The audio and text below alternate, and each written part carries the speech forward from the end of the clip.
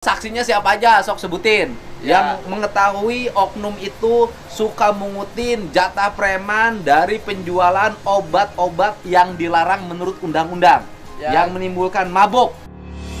Wahai kau yang lupa diri, lakukan saja sumpah pocongmu itu.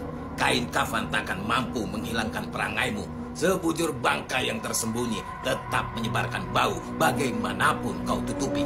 Lihat mereka yang berjuang di atas kekurangan, bertahan di atas keterbatasan. Untuk AF, tegasin AF. Tunggu, kami akan ambil langkah hukum buat Anda. Dalam waktu dekat kami akan ambil. Yang menganehkan juga bagi saya, kenapa Mega dan temannya itu baru sekarang bersuara. Dan kalian pengacara-pengacara yang mendamping saksi kemudian mengejek-ejek Peggy akan dihukum berat dan kemudian bebas, kalian harusnya bertobat, sembunyi sana. Jangan lagi kartu kantor pengacara kalian jangan pasang lagi, itu tutup sana. Karena udah ditandai orang, ya kan?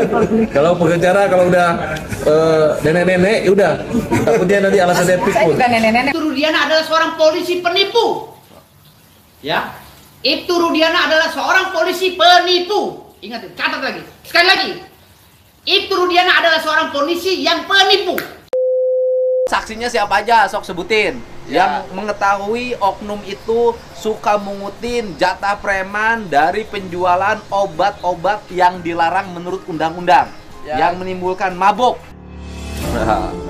Mantap ya, di sini Rinaldi bisa dibilang balas dendam ya, membongkar kartu as si Gugun ya. Kita dengar. Kamu kemarin ngomong tuh ada oknum, ya kan, berinisial G, suka mintain jatah preman dari tukang obat. Itu omongannya bisa dipertanggungjawabkan nggak? Bener Pak. Bener, saya tahu Pak. sendiri aja. Ngeliat sendiri. Lihat sendiri. Nanti kalau mantap. kamu dilaporin, Apanya? dilaporin kamu memberikan berita hoak, keterangan bohong. Wah gimana? Yang saksinya juga banyak di situ pada lihat. Aduh, sudah nggak ada takutnya. Saksinya sobo aja sih kamu itu. Bos bengkel, Bos bengkel siapa? Mas Jul. Tahu. Tahu. Jadi kalau dia jadi saksi bisa mengatakan iya. Iya. Lah kalau Mas Julnya nanti takut? Ya enggak lah, udah bener. Sekarang udah pada berani orang. Iya, masa takut terus. Nah, iya benar ya. Kamu masa berani takut amat sih terus. nekat. Ya nekat. Kamu Pak. berani nggak kayak dia? Enggak, Pak. Om, kamu berani nggak sama dia? Mikir, Pak. Mikir dulu. Apalagi dia? Berani nggak? Enggak, Pak. Kok dia berani amat ya? Ini urat takutnya udah hilang. Saksinya siapa aja, sok sebutin. Ngapain takut, Yang kan? mengetahui oknum itu suka mengutin jatah preman dari penjualan obat-obat yang dilarang menurut undang-undang, yang menimbulkan mabuk. Mas Jun sama istrinya ya dua yang tahu aja, yang setiap hari kan nongkrong cuma saya, Mas Jun, istrinya. Nongkrong depan bengkel. Iya. Hanya berdua. Dua. Tukang obatnya sebelah sana, Ya agak jauhan, Pak. kejauhan. Nanti si oknum ini lewat. Iya, lewat ke depan bengkel tuh. Terus? Ya lewat tuh, biasa ada orang kan, wah orang ngemis itu mah. Orang ngemis. Orang Jadi ngemis ke Bawa orang obat. tukang obat. Iya. Harusnya dia itu bukan ngambil jatah dari tukang obat. Harusnya tukang obat tuh diproses. iya, itu seharusnya kerjaan polisi. Bukan diambil malah jatahnya. minta-minta. Ini aneh-aneh aja orang tuh ya. Berarti yang harus ditangkap siapa dong? Apanya? Yang harus ditangkap itu siapa? Ya oke. Yang harus ditangkap. Iya. Karena dia tidak Harus menjalankan ditangkap. tugas sebagaimana mestinya. Ya kan? Membiarkan sebuah proses yang merusak generasi muda di hadapan mata malah diambil keuntungan. Bener nggak? Gitu kan? Kamu ini bener-bener nekat ya. Waduh, nggak takut ya? Enggak lah, Pak. Takutnya napa? Takutnya apa ya? Iya. Orang merasa bener ya? Iya. Tapi kayaknya dia udah ketar-ketir deh sekarang. Iya pasti dong. Hah? Iya kayaknya sih, Pak. Katanya adik Sudah kakak pasti. dengan yang berinisial A, Kurang tahu. Pak. AP. Kurang tahu. Katanya adik kakak. Kurang tahu. Katanya kalau yang berinisial AP itu tinggalnya tugasnya bukan di Polsek Cirebon tapi di Polres Sumber. Kurang tahu. Kurang tahu. Nanti kita cari tahu nggak? Bener nggak? Ada informasi yang berinisial AP ini itu tidak bertugas di Polresta Cirebon, tetapi bertugasnya di Polres Sumber. Saya nggak tahu informasinya benar apa salah. Ya nanti kita lihat aja. Nanti kan kalau Bareskrim melakukan pemeriksaan, pasti dilihat dong saat itu dia bertugas di mana. Kalau bener dia bertugasnya di Polres Sumber, sudah lebih kacau lagi. Sudah bukan bidangnya, ikut lagi melakukan tindakan pada bukan wilayah hukumnya. Nah itu harus nanti cari. Kan itu kan pasti diproses, kamu pasti jadi saksi. Apa yang membuat kamu hari ini memiliki nyali seperti Saka Tatal? Berani bener. Ya? Padahal kamu posisinya di luar. Ya bisa beraninya kan apa ya, kakak-kakak saya aja yang nggak salah aja dibilangin salah kan. Harus berani lah, harus ngeluarin suara. Masa nggak ngeluarin suara? Mantap. Harus bersuara, Pak. Apa yang saya nanyakan, apa yang membuat kamu berani? Ya beraninya. Kan kamu mah tidak dalam posisi di penjara, kamu di luar. Ya udahlah, di luar mah enak, kamu bisa kawin, punya anak. Kok punya nyali sih?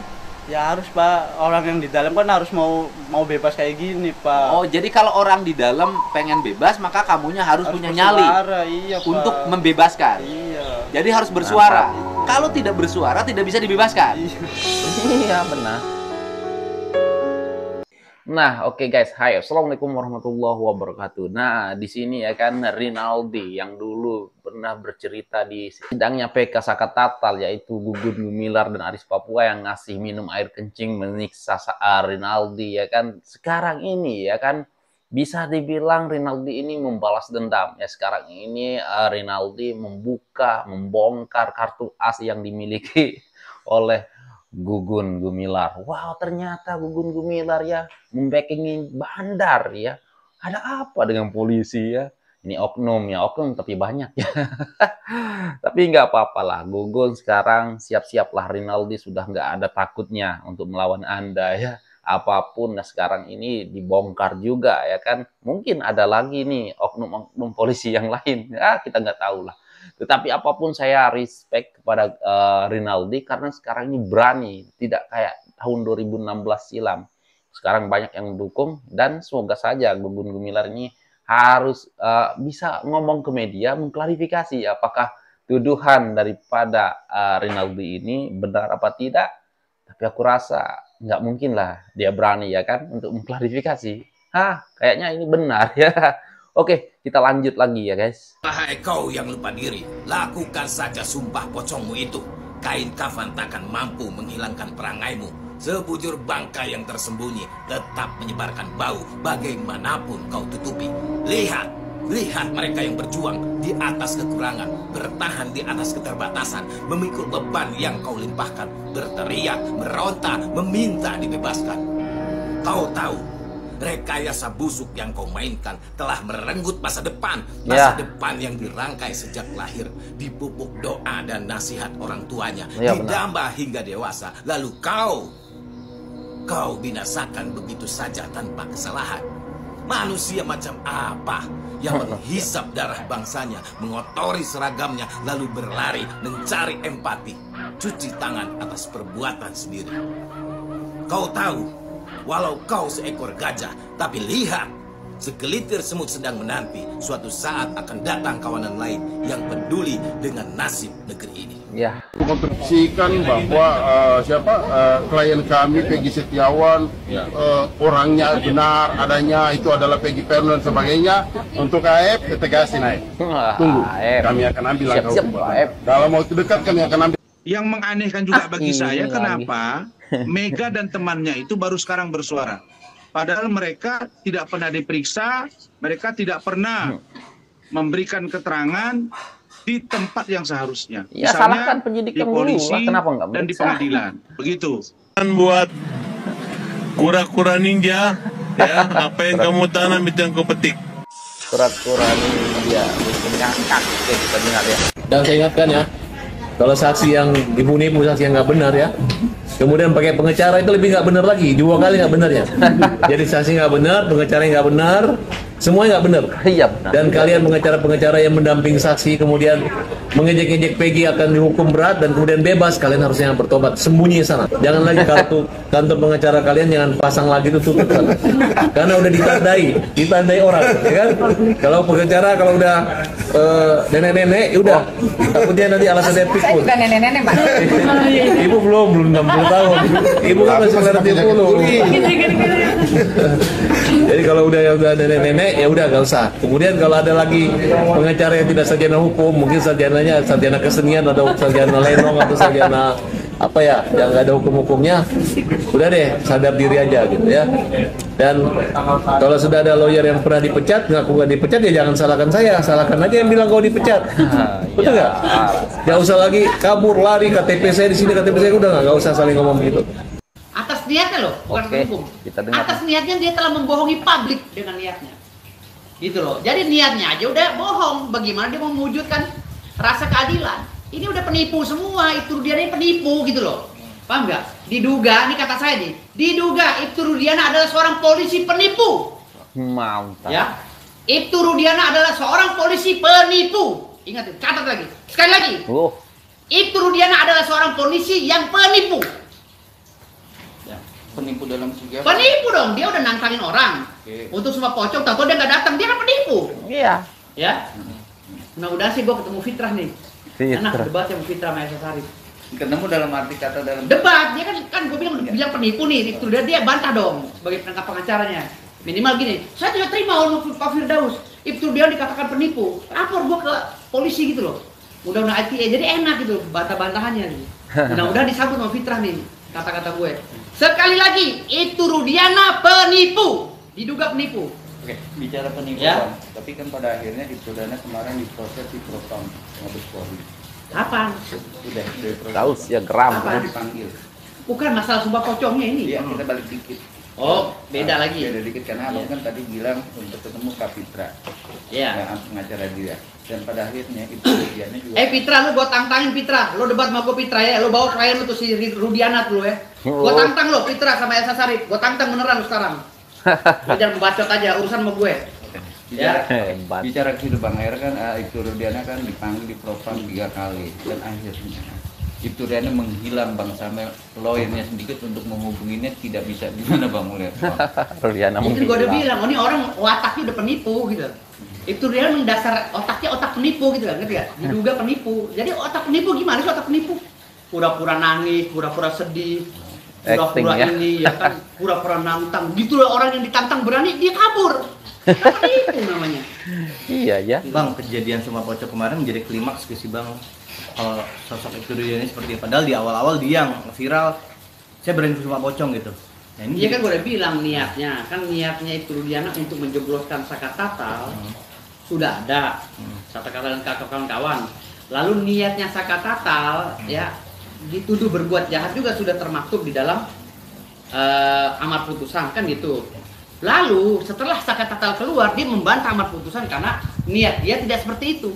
Tidak ada niat jahat menurut dia. Lalu ditantanglah Sumpah Pocong oleh Ibtu Rudiana. Lah niatnya untuk membuktikan niatnya yang tidak bersalah, ya. Niatnya Ibtu Rudiana untuk menantang Sumpah Pocong ditanggapi oleh Saka Tatal dengan melakukan prosesi. Tetapi niat penipu ini ya, yang diduga penipu si Ibtu Rudiana dibantah oleh dirinya sendiri. Artinya dia benar-benar penipu ini yang bikin kacau hukum negara nih. Gitu loh. Jadi penipu ini harus dipecat dari kepolisian. Iya, harusnya. Gitu ya. Fitra lo denger nih, klien lo gua katain penipu ya. Awas lu kalau nggak debat sama gua tantangin lo, Fitra. Apa yang Abang teriakan sama seperti warga saat menonton prosesi Sumpah Pocong. Itu warga lihat Ibtu Rudiana mana nih, Ibtu Rudiana mana nih gitu, pada kecewa gitu kan. Ya udahlah. Kecewa Bang ya. Orang otak penipu ya kayak gitu, udah. Sekali penipu tetap penipu udah gitu. Dugaan ya diduga. Bukan berarti Ibtu Rudiana penipu, tapi otak penipu ya kayak begitu ciri-cirinya. Kalau ciri-cirinya bukan berarti Ibtu Rudiana penipu. Tapi kan ini kan bicaranya kasusnya pidana Bang. Ya kan? Dan hukum juga dalam mens rea juga pidana. Ya kan? Syarat untuk melaporkan orang itu ada mens rea dan actus reus. Ya kan? Syaratnya niatnya ada, perbuatannya ada. Dua syarat itu bisa dijadikan administrasi hukum, dijadikan landasan administrasi hukum untuk melaporkan seseorang. Administrasi hukum P1. Jadi kalau bicara sumpah pocong itu tidak ada kaitannya dengan hukum pidana, salah. Semua niat. Gitu loh. Semua berawal dari niat, mens rea. Jadi kalau bilang sumpah pocong itu tidak ada, salah. Gitu loh. Sumpah pocong itu bagian daripada administrasi hukum pidana. Untuk mempercayai. Ya mempercayai dong, bener nggak lo? Kalau sekarang kan ya, berarti hakim tuh harus menganalisa, khususnya hakim PK. Ibtu Rudiana ini sudah bohong, sudah menipu masyarakat banyak, termasuk saya. Saya nggak terima ditipu oleh Ibtu Rudiana, karena saya udah gagah-gagahnya ya kan.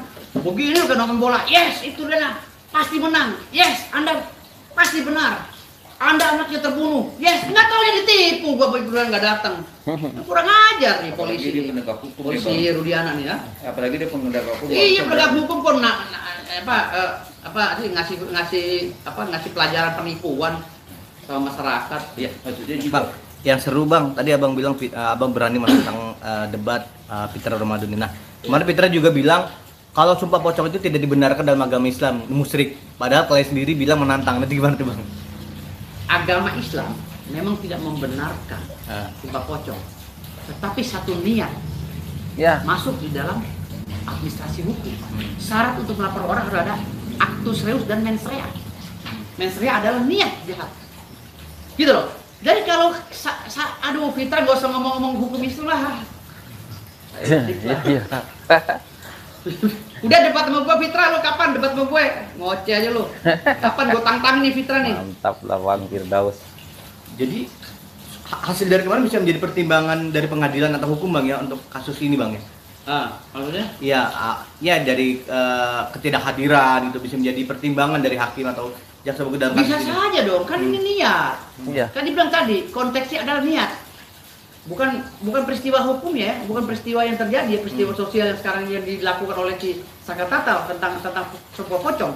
Tapi niat Ibtu Rudiana untuk meyakinkan masyarakat bahwa dia tidak bersalah, ini bisa dijadikan pegangan niat loh. Dari niatnya aja udah nipu, gitu. Orang udah nyiapin tempat, udah nantang dia kagak datang. Jangan sosok Anda. Sok berani ente itu dia ente. Tapi bang banyak analisa atau profesor atau bagian kasus itu menilai, tapi tetap proses pokoknya nggak berani lah ya dengan sumpah pocong ini bang. Nggak gugur, tetap nggak gugur, cuma sanksi sosial dia kena. Gitu loh, sanksi sosial. Dan ini juga buat menambah keyakinan hakim bahwa itu dia memang udah nggak benar prosesnya dari awal gitu. Hanya saja PK-nya Farhad Abbas ini bisa nggak terpenuhi sesuai dengan apa yang disyaratkan oleh pasal 263 KUHP pasal 263 ayat 2. Bisa nggak terpenuhi dengan novum yang beberapa biji itu 10. Gitu loh. Ini yang gue sekarang ini lagi sanksiin Farhad Abbas ini. Gitu kan? Novum dia diterima nggak? Kalau ini novum nggak diterima, gugatannya ditolak atau permohonan ditolak, celakalah bagi terpidana lainnya. Karena ada Perma nomor 2 kalau nggak salah tahun 2014 yang menyatakan bahwa PK itu hanya cukup diajukan sekali saja untuk satu perkara yang sama. Kalau 2 kali harus ada keputusan daripada Mahkamah Agung atau kebijakan daripada Mahkamah Agung. Kalau melihat dari misalnya ada kebijakan publik ya, misalnya masyarakat udah ribut semua. Oh gitu ya guys, aku baru tahu. Jadi kalau PK-nya Saka Tatal ini ditolak, maka mereka-mereka yang 7 terpidana ini nggak bisa ajukan PK lagi. Apa benar begitu ya guys? Yang saya tangkap. Karena dalam satu kasus yang sama hanya 1 kali mengajukan PK. Wow. Tapi kita doakan saja lah ya, semoga PK Saka Tatal diterima ya kan. Dan ya saya berharap lah ya kan, karena kita udah melihat lah ya, yang bohong itu siapa, yang penipu itu siapa. Rudiana menantang sumpah pocong, Saka Tatal mau, Rudiana kabur. Kita sudah tahu lah kan, udah jelas lah kan. Tapi semoga saja lah hakim bisa mempertimbangkan ya kan, menambah keyakinan hakim karena keberanian Saka Tatal mau disumpah apapun ya. Wow, luar biasa. Oke guys, mungkin itu saja lah ya. Coba kalian komen apa yang harus kalian komen di bawah. Dan sekian, terima kasih. Assalamualaikum warahmatullahi wabarakatuh. Bye.